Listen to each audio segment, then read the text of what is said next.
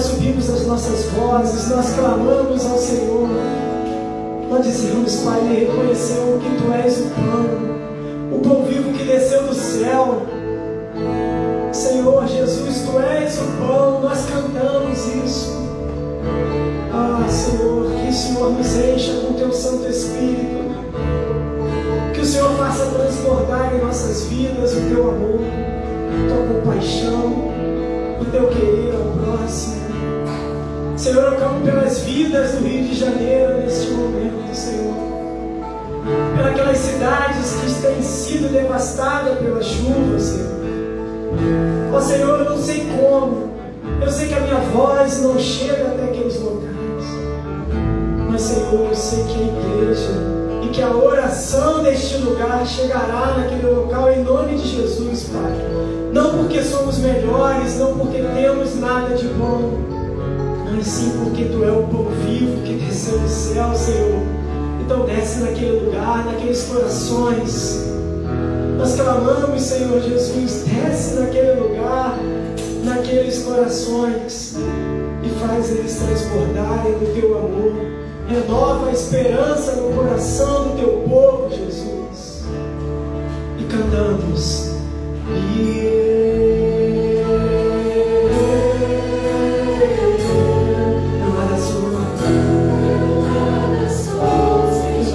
Em Ti, Jesus, cante mais uma vez conosco, todos juntos, reconheça.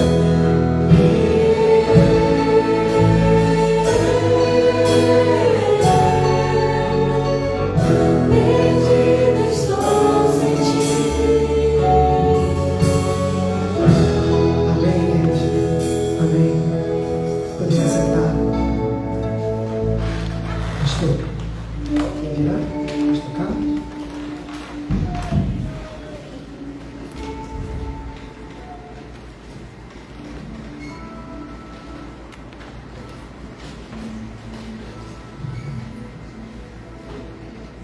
Salmo 16, Davi diz assim, versículo 2: Ao Senhor declaro, Tu és o meu Senhor, não tenho bem nenhum além de Ti. É importante pararmos para pensar na vida de Davi. Ele era muito rico. Se olhar lá em 1 Crônicas, você vai ver as ofertas de Davi para a construção do templo. E é muita coisa. Os sacrifícios que eram feitos, as ofertas de Davi. Davi tinha muitos bens. Tinha muita coisa, Davi. Mas ele diz: Tu és meu Senhor, não tenho bem nenhum além de Ti. Imagine que uma das coisas importantes da nossa vida é o nosso patrimônio. Um carro, um apartamento, as coisas que a gente tem. Às vezes um bibelozinho, né, que tem um significado especial, vale a pena, é uma propriedade nossa. Nós tomávamos conta de uma menina, ela é Glauciete, e tinha lá um negócio de vidro com um líquido dentro, um passarinho, tá? Um negócio para juntar poeira. E um dia a menina brincando lá quebrou aquele negócio. Ela ficou muito assustada. Quebrei aquela coisinha bonita que estava lá. Aí eu virei para ela e falei assim: muito obrigado. Muito obrigado. Porque às vezes a gente coloca um valor numa coisa que não tem sentido, né? Não tem sentido. Quanta coisa a gente gasta. Uma amiga da Glauciete disse que está saindo de uma casa de 200 e poucos metros e mudando para um apartamentozinho pequeno, modesto, de 140 metros, né? E ela está preocupada, como é que vai fazer com tanta coisa? O que ela vai fazer com tanta coisa daqui? Quantos valores a gente dá para a vida, para as coisas que estão ao nosso redor, e deixamos de valorizar o principal? Davi disse: não tenho outro bem além de Ti. Então não há dificuldade, por exemplo, de ofertarmos ao Senhor. Não há dificuldade de ofertarmos financeiramente para que Deus possa usar e construir e realizar a sua obra. Não há dificuldade de ofertarmos a nossa própria vida, deixarmos o Espírito Santo usar a nossa vida de forma correta, como ouvimos hoje de manhã. É importante que você declare ao Senhor: não tenho outro bem além de Ti. Vamos dedicar ao Senhor os nossos dízimos, as nossas ofertas e a própria vida. Faça um compromisso com Deus de ser usado por Deus para realizar a obra de Deus.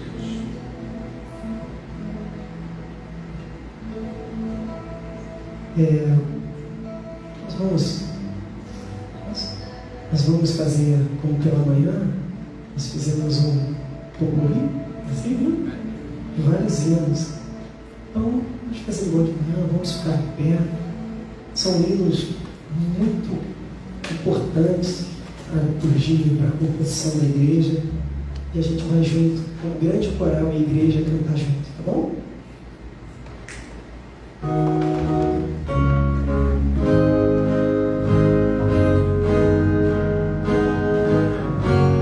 De paz. Se paz a mais doce viveres gozar, se dor a mais forte sofrer,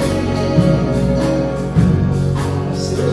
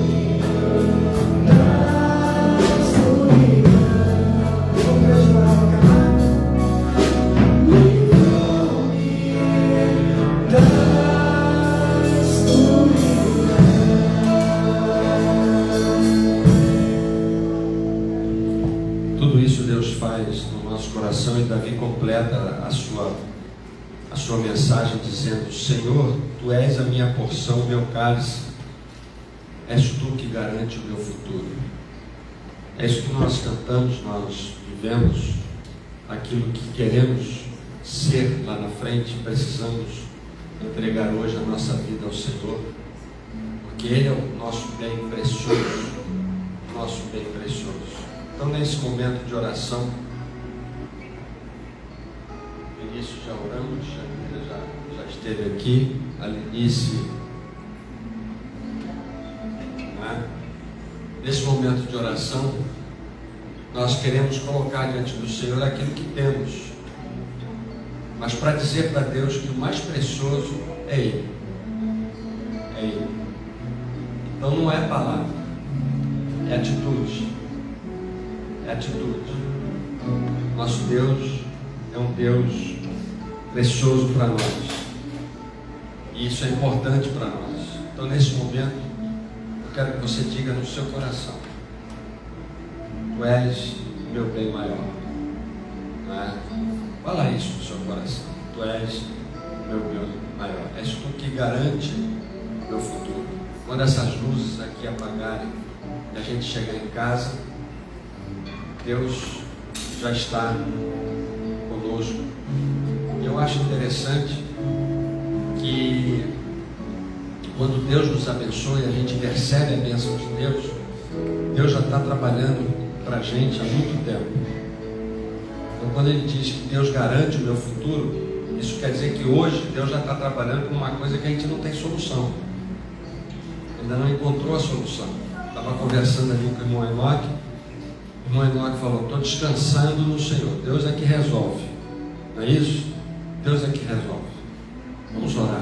Nosso Deus e Pai, agradecemos a Deus pela Tua igreja, Senhor, dedicada, consagrada a Ti, que coloca Jesus como seu bem maior.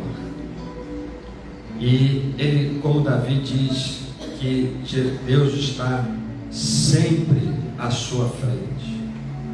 Com Davi, nós dizemos que é Deus quem garante o nosso futuro. Que possamos descansar, Senhor, nas Tuas mãos. Que possamos viver, Senhor, com alegria na Tua presença. Que possamos, Senhor, oferecer nossa vida a Ti, Senhor, porque sabemos que Tu és o nosso bem maior, e nada do que temos e somos tem mais valor do que o nosso Deus.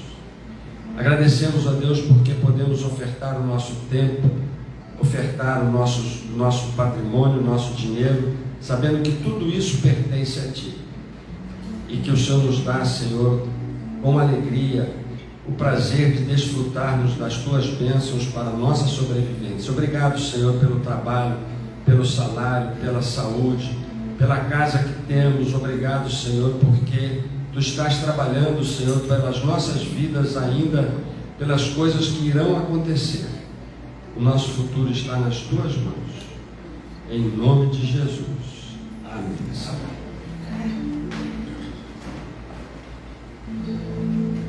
Chamaremos as nossas crianças. Tia Joia. Eu já vi aqui, ó, correndo, dois. Aliás, eu mandei para o pastor e para a Rosanete hoje um vídeo do cuidado do Bento com Pedro. Meus irmãos, vocês vão ficar chocados. O Bento falando para o Pedro: come tudo. O Pedro demorando: come tudo. O Pedro demorando. Como ele falou? Pegou a colher assim: come tudo. E começou a dar comida na boca do Pedro. Pronto, resolveu o problema. Tudo bem que teve uma hora que a colher passou um pouquinho do ponto. Eu falei: peraí, rapaz, mas deu tudo certo. Isso é uma amizade. Irmãos, alguém aqui, alguém tem um amigo dessa época aqui, sim? Até hoje? Eu tenho uns dois ainda. Muito bom, né? Lembrando de cada coisa quando a gente era criança, é muito bom. Vamos cantar? Canta aí. Vamos cantar?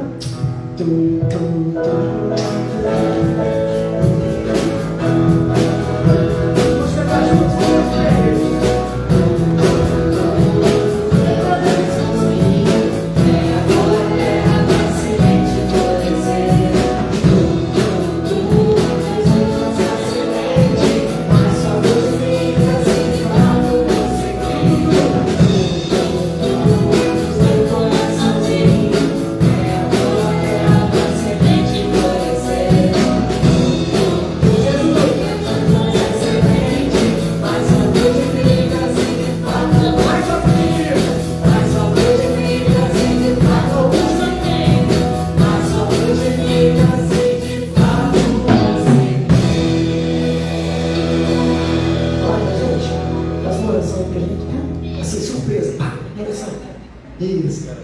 Deus, obrigado, Senhor. Estou minha parte hoje. Obrigado por nosso filho. E nós estamos sobre isso.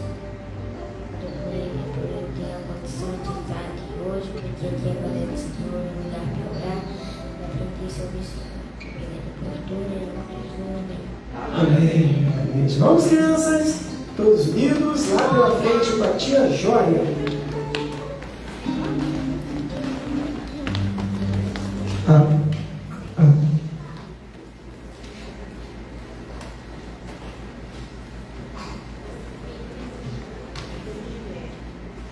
Graças a Deus, querida igreja. Minha palavra introdutória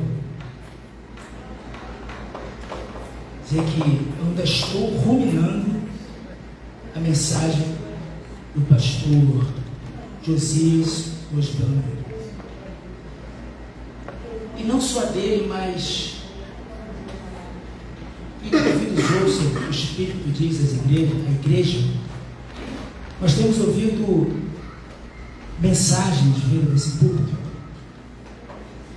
e todas elas se casam. Embora a gente tenha toda segunda-feira uma reunião entre pastores, nós não tratamos de assuntos de igreja, nós tratamos das nossas pendências, das nossas dificuldades, das nossas fragilidades. Nós nos alinhamos uns com os outros. Então não é nada combinado, você vai pregar isso não existe, porque a gente quer dar essa liberdade ao Espírito Santo. E quando eu ainda tinha cabelo preto, eu acho que só tinha uma mecha aqui, né, branquinho, há muito tempo, né, Josias? Eu e o pastor Josias, uma frase que sempre me impactou, porque quando a gente é seminarista, a gente tem sonhos. Sonho. Como é que vai ser? Será que realmente eu serei? Né? Nossa turma tinha mais de 30. Né? Pastor, só tem hoje eu e Josias. O outro foi para a glória, né? Era o pastor Salomão, faleceu de dengue. Mas uma turma enorme. E Deus vai peneirando. E da turma que se formou, mais ou menos uns 10, muitos não se tornavam pastores. E não é a época, não estou reclamando dos professores de hoje não, tá? Mas na minha época, tão importante quanto o saber teológico era a intimidade com Deus. Era um sangue do Espírito Santo. Era joelho dobrado. Chorando nas bibliotecas da vida. E uma das frases que impactou e que eu levo no meu ministério, e que é uma advertência a cada um de nós, é quando o grande sábio Salomão ele fala e faz algumas advertências que são importantes para nós.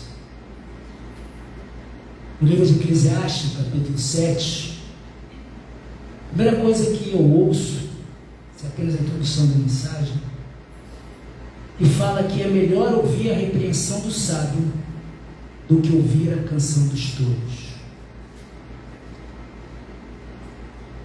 Hoje em dia nós temos visto muitas pessoas boas dentro do Evangelho não suportando a repreensão dos sábios para ouvir a cantiga de todos. Segunda coisa que eu aprendi no meu seminário: melhor é o fim das coisas, que está no versículo 8, do que o princípio. Melhor é a paciência do que a arrogância. Não adianta nada a gente começar bem uma coisa e ao longo do caminho ir se deteriorando. Eu vejo isso muito em casamento. Casamento, a gente que anda nas redes sociais, que a gente precisa, né? A gente olha lá, casamento, aí tem gente que vai para Bali, né? Tem gente que vai para Tailândia, não sei o que, faz aquela festa, aquela alegria toda, começa tudo muito bem. Aí não cuida, não deixa Deus cuidar, não leva 5 anos e vem o divórcio. É um pecado contra Deus.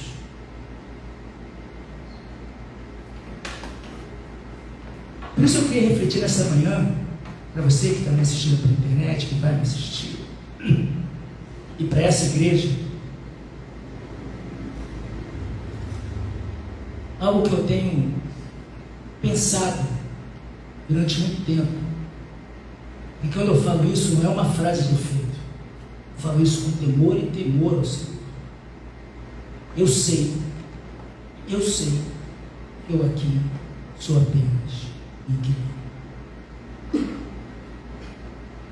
O dono, o Senhor dessa igreja é Jesus Cristo.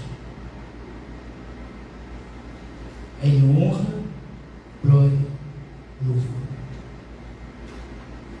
E durante uma semana atribulada, quem me conhece mais intimamente, que entra no gabinete, a primeira coisa que ela quando entra no gabinete lá, o que ela vai ouvir é o quê? Música. Eu sou um cara totalmente musical. Agora eu não toco nem chocado. Mas eu gosto de música. Eu estou sempre ouvindo louvor.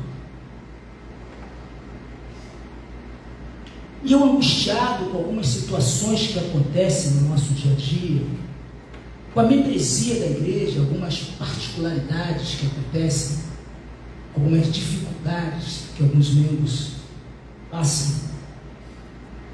De repente me veio a música Quero Voltar ao Início de Tudo, rever meus conceitos.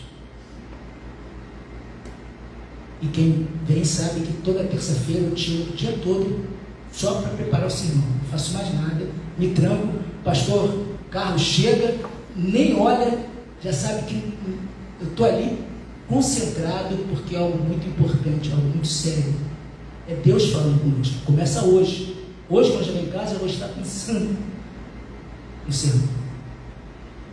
E o que eu queria colocar, e o que eu desejo colocar no coração da igreja, nessa noite, e dos irmãos, é despertar a cada um de nós, crentes, a voltarmos a esse primeiro amor, manifestando entusiasmo com o Senhor e a sua obra. Porque o tempo vai passando e nós acabamos nos tornando ritualistas. Nós acabamos perdendo a expressão, a seriedade, a santidade de Deus.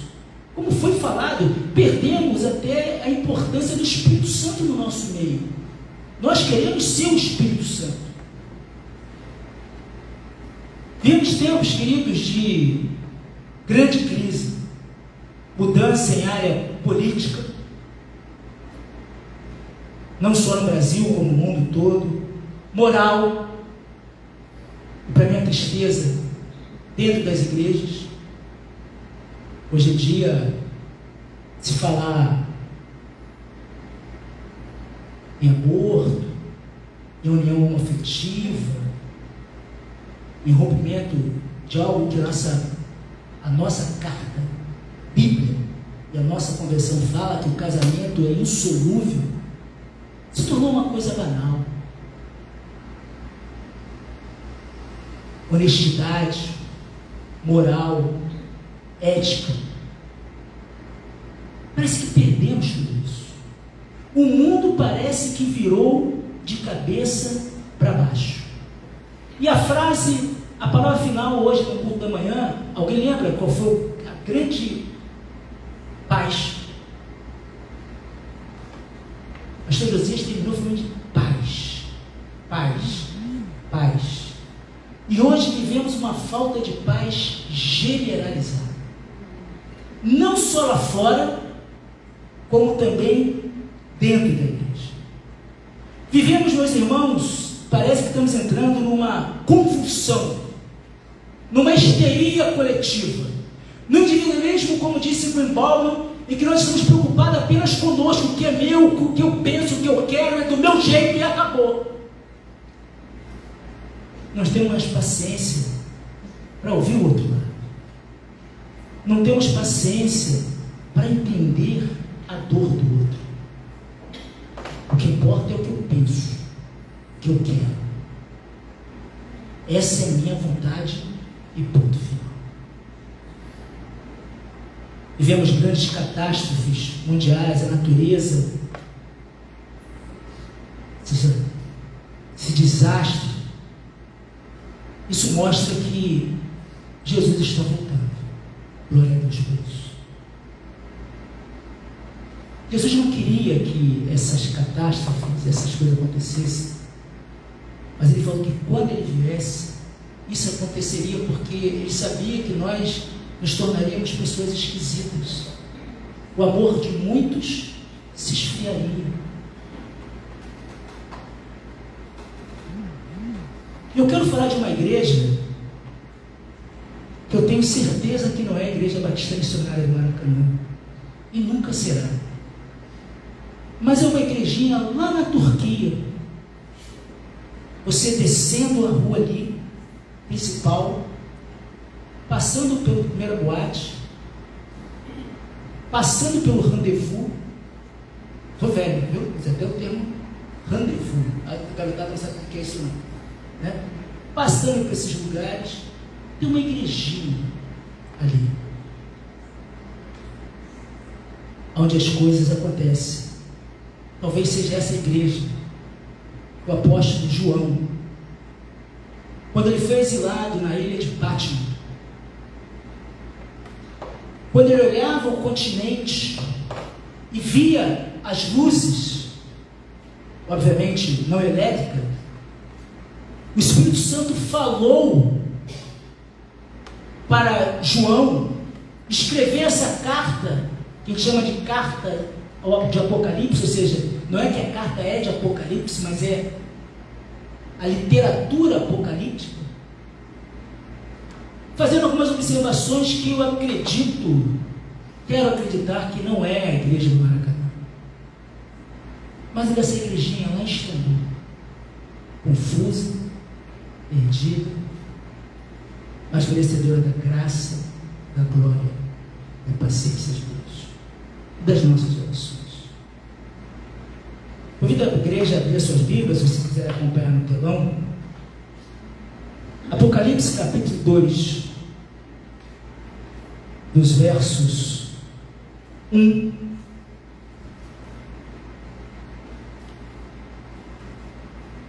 ao verso 5.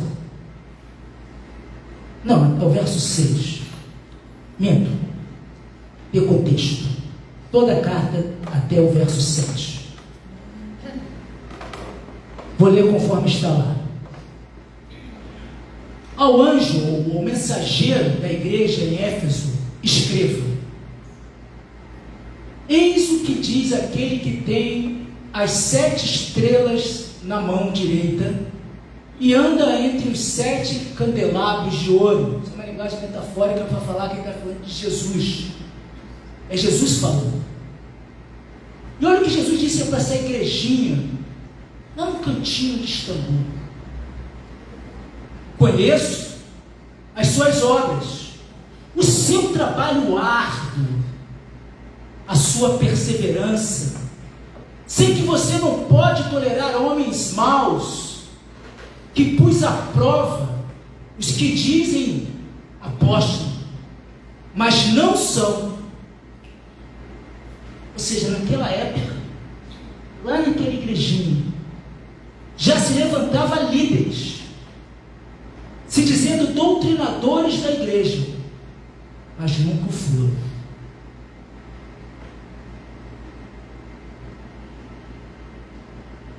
Mas não são. E descobriu que eles eram impostores. Você, igreja, essa igreja lá de Éfeso, você tem preservado e suportado o sofrimento por causa do meu nome, e não tem desfalecido. E aí ele faz uma advertência: Aprenda isso, igreja. Correção faz parte do amor de Deus. Tem gente que age, como diz o salmista, como um burro chuco quando ele é advertido. Você já viu o burro chuco? Hoje vi a sessão da tarde, filme de cowboy, você vai ver o que é um burro chuco. Que não consegue ouvir, que sai irritado. E o Espírito Santo falando a João para uma igreja, gente, ele está falando para uma igreja. No entanto, contra você tenho isto: você abandonou o seu primeiro amor. Portanto, olha como que Deus é lindo, não é que ele é cheio de graça e amor. Portanto, lembre-se de onde caiu, arrependa-se e faça as obras que praticava no princípio. Ele faz a advertência: se não se arrepender, virei a você e tirarei o seu candelabro do lugar dele. Há, porém, uma coisa a seu favor: você odeia as práticas dos nicolaítas, como eu também as odeio. É uma advertência. A Igreja Batista Missionária do Maracanã agora já não é mais a metáfora que eu falo para Istambul. Agora é para cá, para aqui e agora. Quem tem ouvidos, ouça o que o Espírito diz às igrejas. Aquele que vencer, darei o direito de comer da árvore da vida, está no paraíso de Deus. Na cara, olha,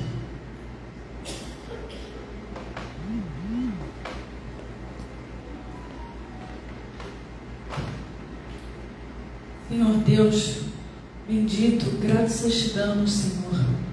Graças te damos porque Tu nos dá a conhecer a Tua palavra e por ela somos orientados e corrigidos, levados a nos arrependermos dos nossos pecados, Senhor. E podemos corrigir a nossa vida, podemos nos colocarmos no caminho da Tua vontade, Pai. Obrigada por podermos estar em comunhão, estamos em unidade na Tua igreja, nessa igreja santa. Obrigada, Deus. Eu te oro, Senhor, e peço, visita os corações de todos aqui presentes e nos dê, Senhor, direção para seguirmos o seu caminho, a sua vontade. Assim eu te oro, Senhor, e te agradeço em nome do nosso Senhor e Salvador Jesus Cristo. Amém. Queridos, a palavra de hoje, o pastor Josias, ele lembra muito bem de um professor que nos ensinou o seguinte. Eu não sei se foi o Moacir ou se foi o Reinaldo. Primeiro que a mensagem, já falei isso aqui, é para acomodar os que estão incomodados. A palavra de Deus vem e traz a paz. Mas ela também sacode os que estão acomodados. Acorda! Se a palavra de Deus não tiver esses ingredientes, ela é mera baboseira. Uma outra coisa que eu aprendi no seminário, hoje estou lembrando muito do seminário, né? Estou saudosista. Que às vezes a mensagem ela vai de encontro com o nosso pensamento. De encontro mesmo, bate de frente com a gente, colide. Não vai ao encontro, mas bate de frente. E nós não gostamos da mensagem que Deus fala. E aí na nossa psique, e que a gente fala, pena que fulano não está aqui. Essa mensagem é para ele. Eu aprendi uma coisa muito interessante no seminário. A mensagem ela tem que ser ouvida com enxada e não com pá. Quem não é da roça não sabe o que é isso. Enxada você pá e puxa. Pá você joga para o outro. E esse é o tipo de mensagem que é para todos nós. Ela principalmente me impactou. Primeira coisa que, para nós entendermos o contexto histórico desse texto, o Senhor reconhece aquilo que é bom naquela igreja de Éfeso. Ele sabe a perseverança, a doutrina aprovada pelo Senhor. O Senhor diz: conheço as tuas obras, tanto o seu labor como a tua perseverança, que não pode suportar homens maus. Elogia. E que puseste à prova os que a si mesmos se declaram apóstolos e não são. Uma igreja séria. A igreja de Éfeso era uma igreja séria. E diz: os achaste mentirosos. Porque o falso profeta, ele é mentiroso.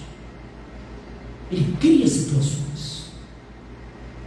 E tens perseverança, e suportaste por causa do meu nome, e não te deixaste esmorecer. Ou seja, há momentos na nossa vida que a pressão é tão grande que a nossa tendência é o quê? Eu vou largar tudo. Se é para continuar desse jeito, é melhor eu abandonar. Não é isso? Por isso que o autor dos Hebreus fala que nós não devemos abandonar nossas congregações, como é costume de alguns, mas antes admoestando-nos uns aos outros em amor ao Senhor. Essas pessoas que viviam essa situação eram pessoas que suportavam, não por elas, mas por causa do nome de Cristo, elas permaneciam unidas. Só que Jesus, ele fala: tenho contudo, ele fala ainda, tenho contudo a teu favor que odeie a obra dos nicolaítas, como eu também odeio. Ou seja, quem são esses nicolaítas? Eram pessoas que encorajavam os crentes a participarem de festas pagãs daquele dia. Era aquele crente, agora é mais no Maracanã,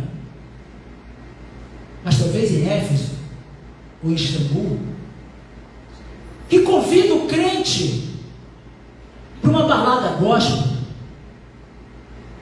que convida o crente a dar uma saidinha, a dar um traguinho, a tomar uma cervejinha, porque não tem nada a ver. E é de nada a ver em nada a ver que nós vamos caindo. De nada a ver em nada a ver que nós vamos nos afastando de Deus. De nada a ver em nada a ver que nós vamos perdendo o primeiro amor.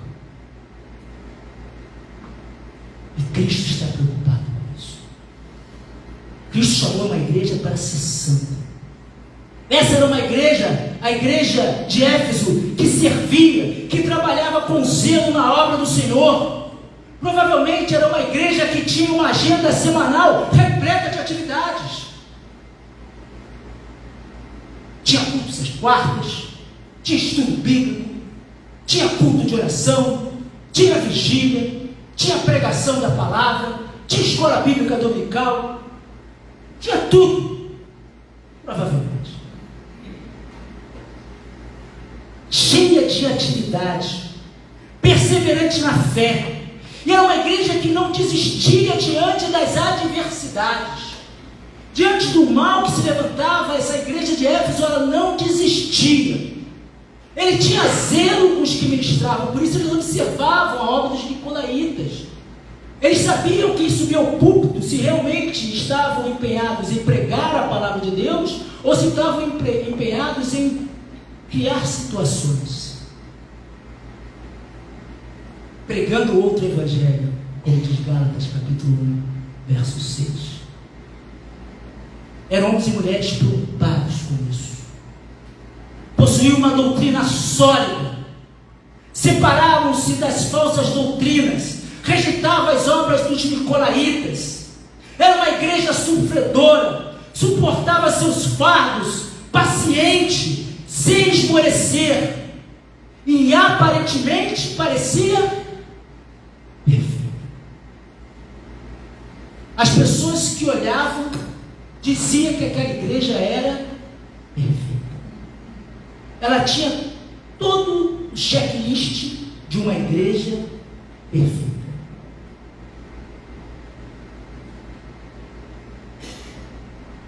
Só que lá no verso 5,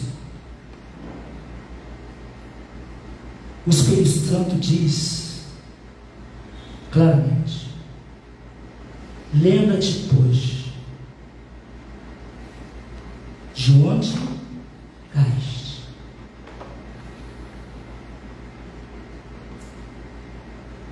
Arrependa-te e volta à prática das primeiras obras. Quando não, se você não fizer isso, brevemente a ti virei e tirarei do seu lugar o teu castiçal, se não se arrepender. Isso é muito sério. Aqui nós podemos tirar a palavra igreja e botar eu. Talvez eu pregue domingo de manhã, talvez eu pregue domingo à noite, talvez eu dê estudo às quartas-feiras, talvez eu faça atendimento no gabinete, talvez eu visite pessoas nos hospitais, talvez eu faça um monte de coisa, e as pessoas olharem para mim e pensem: nossa, esse pastor é 10. Mas Deus me conhece intimamente e fala comigo: Céu, lembra-te, pois, de onde caíste e arrepende-se. Apocalipse 2 é uma chamada a uma autorreflexão, a um autoexame. Cristo mencionou 3 maneiras muito práticas de nós voltarmos a esse primeiro amor. Primeiro, lembrar de quem nós somos. Segundo, se arrepender. E arrependimento não é pedir desculpa, eu falei isso hoje de manhã. Arrependimento é mudança de postura, é mudança de caráter, é mudança de rumo, é se permitir ser guiado e conduzido pelo Espírito Santo de Deus, e não se permitir ser levado mais pela carne. E assim como nós fazemos, há um recomeço, a volta das primeiras práticas. Pensando nisso, primeiro ponto que eu quero destacar nessa carta, o Espírito Santo fala a essa igreja, que não é só a igreja, mas ele está falando a mim. Espero que ele esteja falando ao seu coração, não talvez de uma maneira exortativa, mas de uma maneira preventiva, porque o púlpito também é preventivo. Do púlpito você exerce também, né, quem estudou eclesiologia, é do púlpito que você também exerce a disciplina preventiva, para que as pessoas não caiam.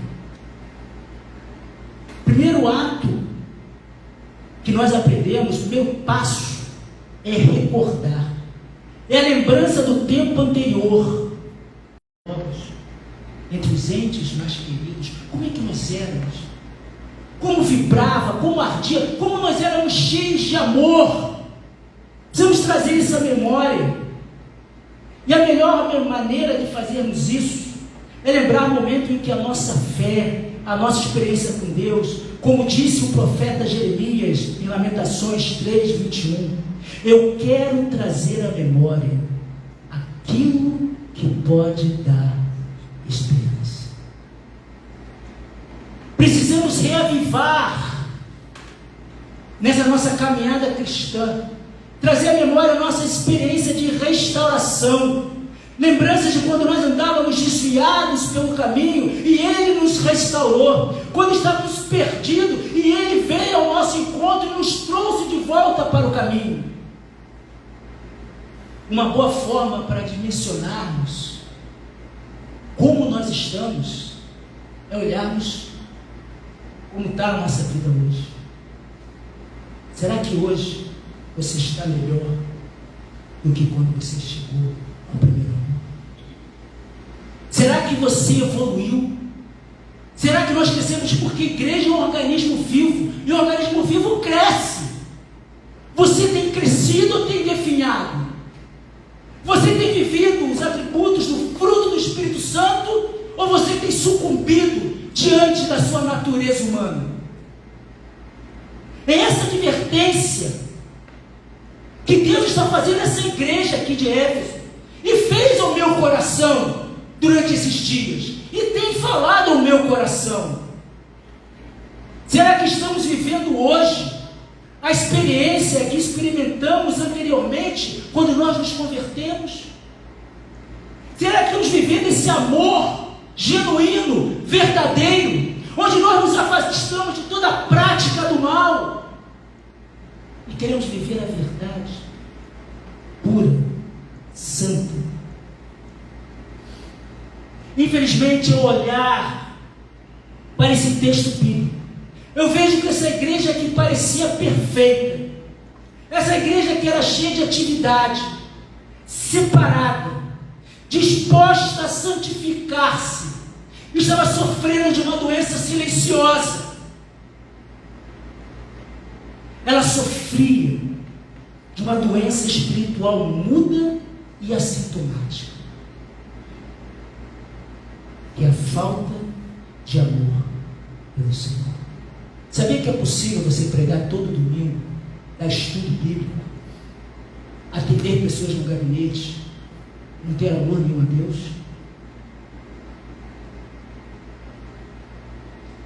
Você faz por profissão, você faz por rito, você não faz por amor. Isso é muito sério. Essa doença sintomática te mata. E aqui vou dar um exemplo. Se viu o pastor Carlos, ele conta dos outros, eu vou falar de mim, né? Sempre tem uma história, né? Pastoreou em muitos lugares, né? Vou contar uma historinha. Eu sofri de uma doença, e graças a Deus estou curado, não tem mais nada, de uma doença sintomática, que estava me matando, sem eu saber. Caminhava, fazia tudo, viajava, e estava morrendo por dentro. A ponto do médico falar assim, quando viu o sintoma, quando viu que o negócio estava ruim. Aliás, o médico que viu, que nem eu sabia que eu estava ruim. Olha que coisa doida, gente. Nem eu sabia que estava ruim. Eu fui no médico para fazer um exame de rotina. Ele olhou para a minha cara de cima a baixo. Hoje o Espírito Santo de Deus falou assim, ó, fala a igreja de Éfeso. Era eu. Rapaz, para tua esposa eu vou te dar o documento, mas para você eu quero que você faça um exame. Quando eu fiz o meu exame, descobri que eu estava todo doente. Por fora eu estava lindo, perfeito, maravilhoso, tirando lindo, né? Mas estava bem. Por dentro eu estava doido.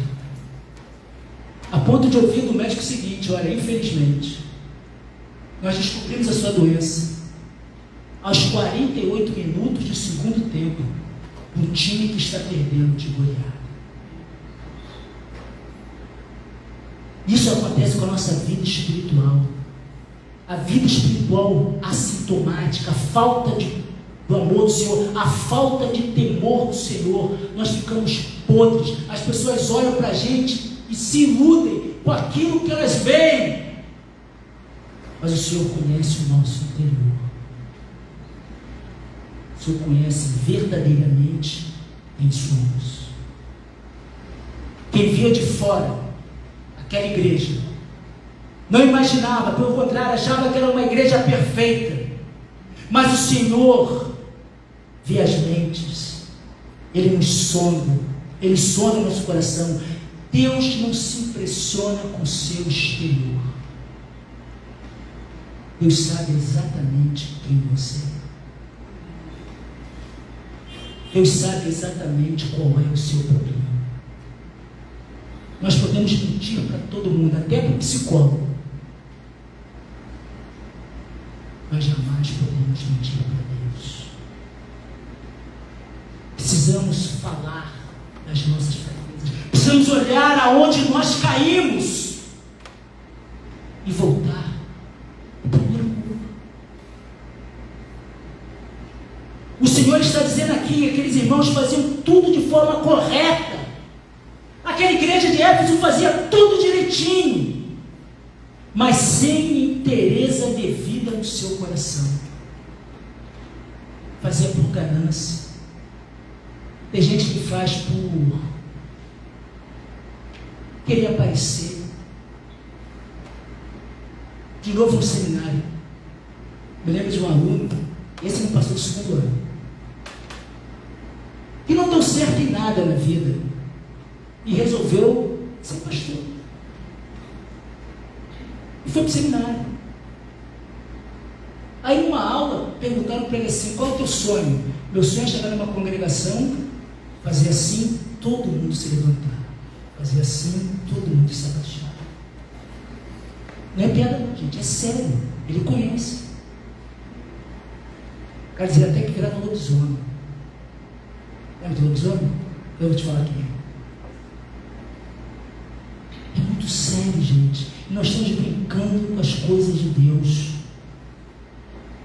Éfeso perdeu a alegria do primeiro amor, perdeu a vista da consciência da presença de Deus. Às vezes nós estamos tão acostumados à liturgia, a fazer as coisas, que perdemos a essência. Perdemos o porquê nós fazemos. Perdemos a nossa identidade e começamos a viver com o efeito manada. O que importa é o que os outros estão falando.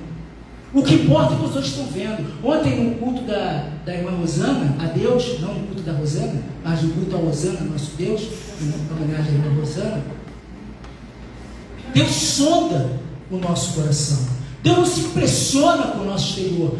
Nós podemos até usar as nossas máscaras relacionais, mas Deus conhece o nosso íntimo. Deus sabe exatamente quem eu sou. E se Deus quiser, Ele pode me matar rápido, como quase me matou. O Senhor aconselha aquela igreja e aconselha nós e faz uma promessa. O primeiro amor, ele pode ser restaurado, mas se forem observar essas condições. Primeiro, lembraste de onde caíste. Está tratando de coisas sérias. Igreja é coisa séria. É muito sério.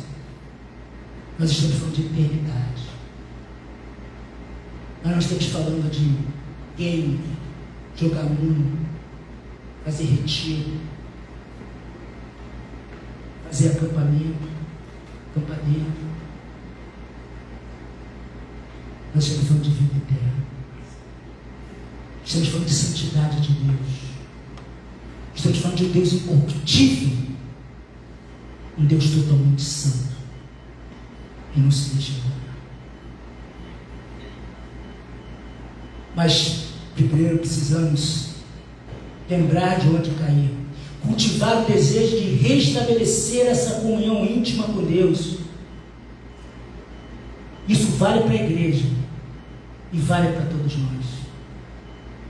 A frase do pastor Josias, ele falou assim, achei muito interessante essa frase, me chamou a atenção. Como é que foi que ele falou? Ainda bem que eu sou crente, porque se fosse há 10 anos atrás, aí o pastor disse assim, esse cara já caiu na carne. E é verdade, já viu crente assim? A sorte dele é que eu sou crente, porque se fosse naquele tempo, já saiu da graça. Eu não quero nem lembrar de quem eu fui, eu tenho vergonha, eu choro, eu tenho pesadelo, eu odeio quem eu fui. Não quero trazer à memória isso, mas eu quero trazer à memória aquilo que me dá esperança. Não tenho orgulho nenhum de nada que eu fiz. Me usou como ferramenta para me amadurecer, mas não me orgulho de nada disso. Minha carteira, nem sei onde está. Minha arma já dei há muito tempo. Grupo, saí. Não tenho prazer nenhum naquilo que eu era. Porque eu quero ser um vaso limpo a ser preenchido somente da presença do Espírito Santo de Deus. Segunda coisa que eu aprendo: uma igreja que quer crescer, você que quer crescer, primeira coisa é lembrar de onde caiu, e não basta apenas lembrar, porque tem gente que lembra de caiu e fica por isso mesmo, não toma atitude nenhuma. É arrependimento. Não basta, meus irmãos, termos saudade de como nós éramos antes no primeiro amor. É preciso que sintamos dor. E é isso que a igreja tem perdido. Sentir dor. Dor, muita dor.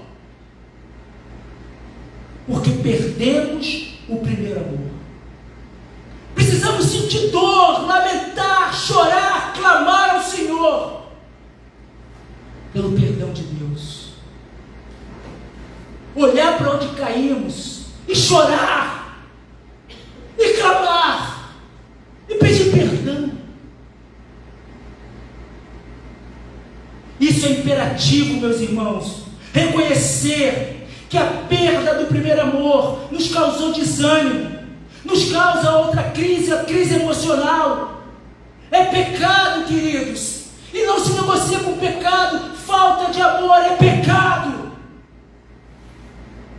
Está na Bíblia, é Jesus falando.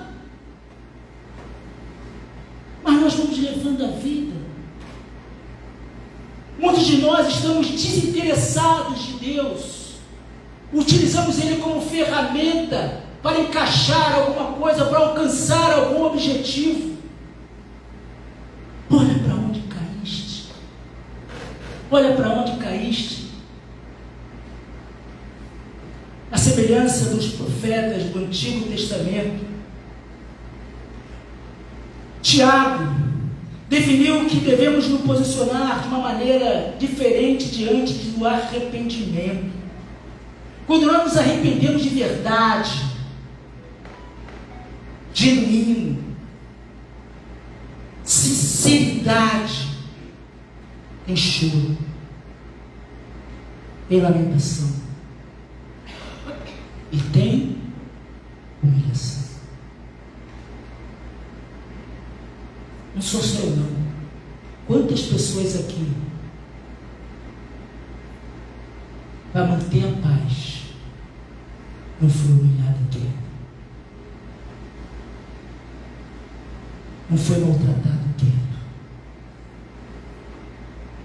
Levantaram mentiras contra você e você quieto, por amor. Porque uma das características do arrependimento é você renunciar ao seu eu, para que o perdão de Deus haja e flua sobre nós. Tiago 4, 8 a 10 diz assim: chegai-vos a Deus, e Ele se chegará a vós outros. Purificai as mãos, pecadores, e vós que sois de ânimo dobre, pessoas que querem servir a dois senhores, limpai o coração, afligi-vos, lamentai e chorai, converta o vosso riso em pranto, e vossa alegria em tristeza, humilhai-vos na presença do Senhor, e Ele nos exaltará. Isso é arrependimento. Não adianta você dizer que está arrependido se você não muda de postura. Não adianta você dizer que está arrependido se você não cede. Num dos estudos de quarta-feira, eu costumo falar isso a algumas pessoas, geralmente quem cede é o mais forte. O mais forte é sempre o que cede. Até vou fazer um exemplo de luta, né? Na luta, quando você imobiliza uma pessoa e você está sufocando, e a pessoa está quase desfalecendo, o que ele faz? A pessoa que está quase desfalecendo, dá 3 toques. Quem é que solta? Mais forte. O mais forte sempre se dobra. Por isso que Jesus morreu na cruz do Calvário, porque Ele que é o forte. Ele não precisa que nós façamos uma guerra santa. Jesus nunca foi a favor de guerra santa. Na época de Jesus, se ele quisesse, ele fazia a guerra santa. Ele estava aqui, ele era o general. Mas ele prega amor, ele prega paz, ele prega pacificação. A ponto dos seus 12 apóstolos, você ter gente de tudo quanto é jeito. Se a gente fosse usar a linguagem de hoje, você tinha gente de esquerda, de direita e de centro. Jesus soube lidar com todos eles, porque Ele ama. O fato de nos humilharmos perante o Senhor, e precisamos fazer isso, humilhar diante do Senhor, é o caminho para a exaltação. Não existe caminho para a restauração sem antes nos humilharmos diante dele. Se nós reconhecermos que abandonamos o nosso primeiro amor, teremos que ter rapidamente tempo para orar, chorar, se arrepender diante do Senhor e buscar uma renovação. Essa palavra arrependimento, o grego é muito melhor, que significa metanoia. Metanoia não é uma mudança parcial, mas é uma mudança total de atitude. Se você quer ser restaurado por Deus, se você quer ser uma igreja pujante, se você quer ser um filho amado do Senhor, olhe para onde caíste, arrepende e se humilhe diante de Deus. Terceiro e último ponto, depois de você fazer esses 2 atos, olha que coisa maravilhosa, eu reconheço.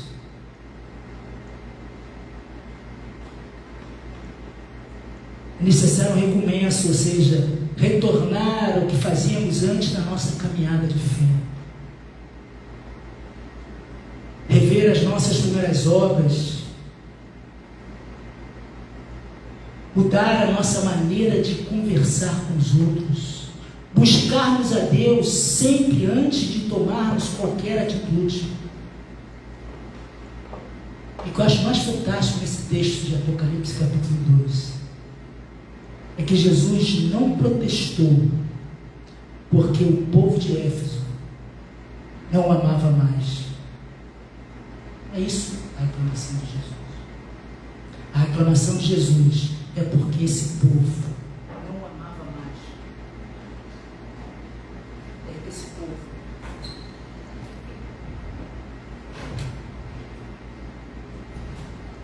É esse povo.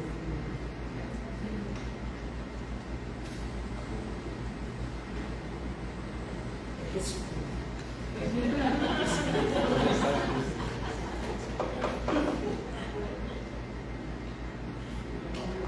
É que esse povo não o amava mais como antes.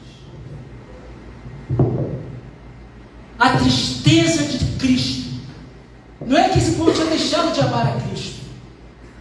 Olha que coisa interessante. Mas não o amava mais como no começo da sua caminhada.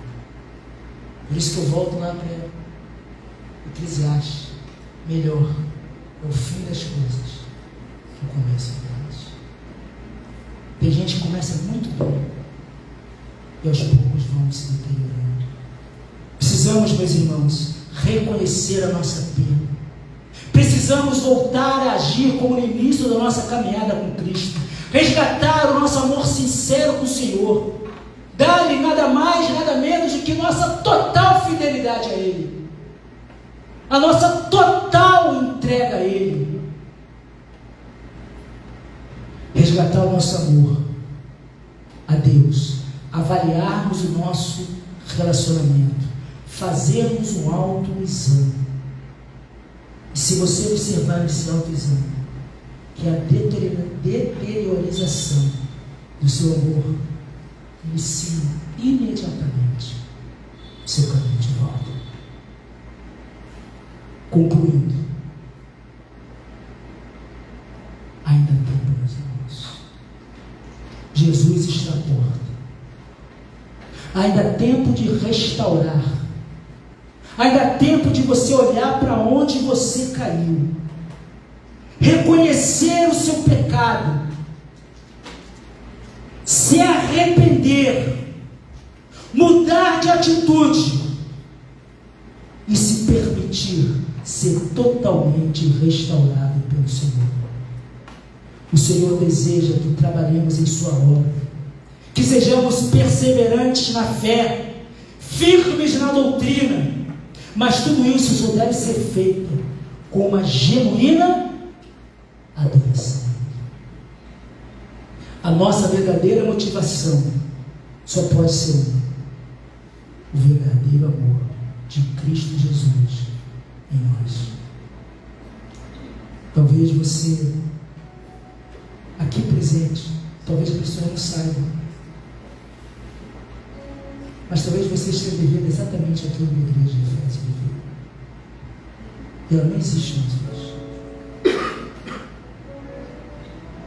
Talvez você se afastou por uma motivação até justa. O teu entendimento correto. Mas o Senhor nos aconselha nessa noite: lembra-te, pois, de onde caíste. Arrepende-te e volta à prática das primeiras obras. Quando nós nos permitimos que isso aconteça em nós vamos receber a plenitude da vida eterna. Que Deus nos abençoe e que nos faça relembrar e que nós possamos voltar ao primeiro amor, para a glória de Jesus e para a nossa alegria. Vamos cantar uma canção chamada Portas Abertas. Ontem deixou sua casa e saiu pelo mundo, de coração lá no fundo eu não entendi tudo que fiz, o que seus braços abertos ficaram e ainda estão assim. Vamos continuar, vamos continuar até onde vem.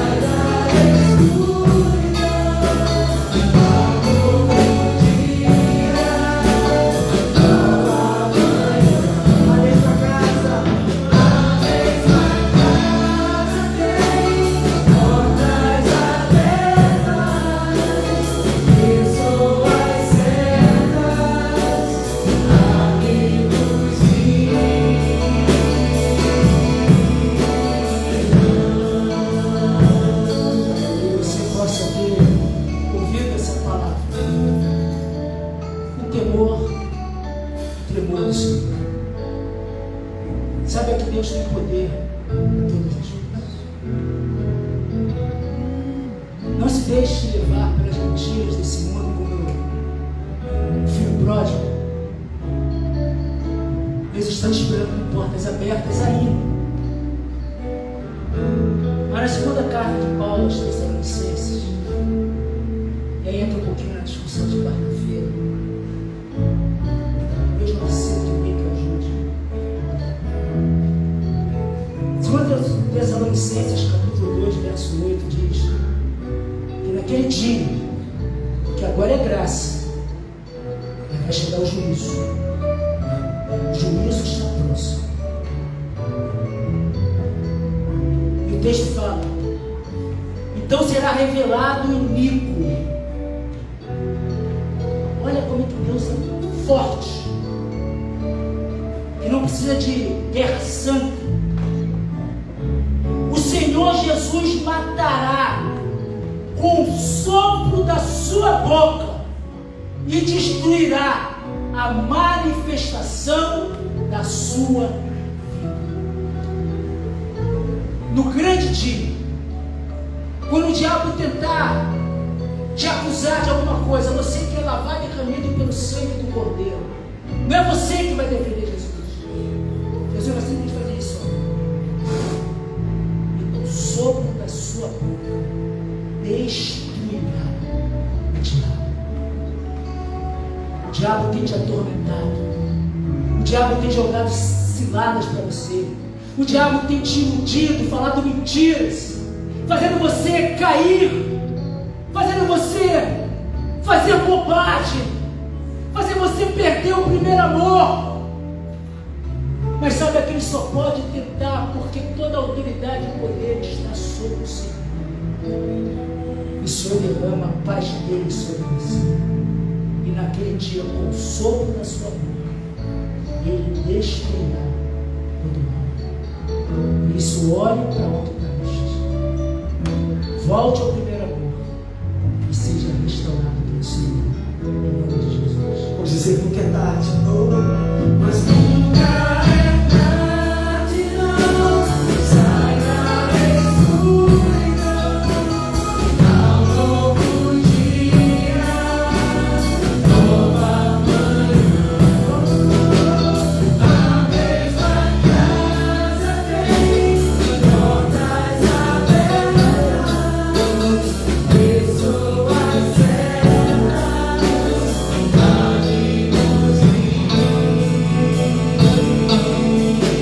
amigos Senhor nosso Deus e Pai, a Ti seja dada a honra, a glória e louvor, Senhor. Muito obrigado, Senhor, porque o Senhor nos conhece, o Senhor nos sonda, Senhor. E como diz lá o texto de Salmo 139, sonda-nos, Senhor, e vê se há algum caminho ruim, e leve-nos, ó Pai, para o caminho eterno, Senhor. Nós queremos ser restaurados pelo Senhor. Nós queremos ser conhecidos como carvalho de justiça, plantados pelo Senhor. Ó Pai, tira de nós, em nome de Jesus, qualquer coisa que tem ferido a sua santidade, qualquer coisa, ó Pai, que tem magoado, que tem maculado a sua presença no nosso meio, Senhor. Restaura, Senhor, os mais fracos. Derrame a sua paz sobre cada um de nós, Senhor. Que o amor de Deus, o nosso Pai, esse grande amor que foi manifestado na graça de Jesus Cristo, Filho, que se deu por nós, e a santa consolação do Espírito Santo seja com esta igreja e com toda a igreja de Jesus Cristo espalhada pela face da terra, hoje e eternamente. Amém. Deus abençoe. Até quarta-feira. Lembrando que no próximo domingo, a nosso radical de Páscoa.